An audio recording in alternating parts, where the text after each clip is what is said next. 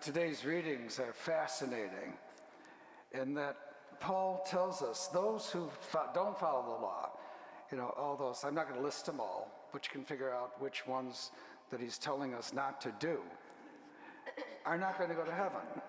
Well, that's obvious, because they don't care about anything. If you notice, all those sins that they commit are very self-centered and selfish. But those who do follow the law, those who do the spiritual works and keep the commandments but live the Beatitudes, those are the ones who are going to go to heaven. And they don't have to worry about the law. By keeping the law, you don't have to worry about it. So you don't have to be obsessed about it. But Jesus is really blasting the Pharisees. The Pharisees were good people, but they were so caught up in law that they forgot about compassion, forgiveness, and loving. And they placed heavy burdens on people as a result.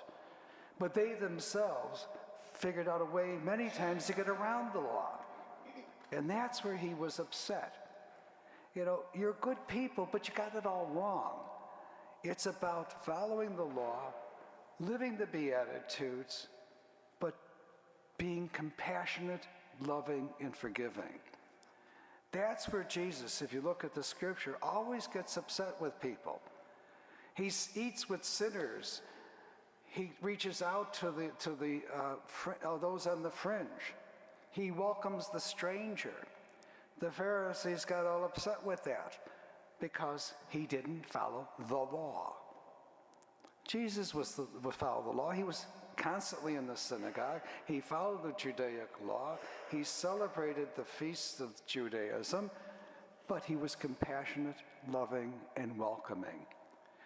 Pray for the Pharisees and the scribes, who are good people, but just don't get it.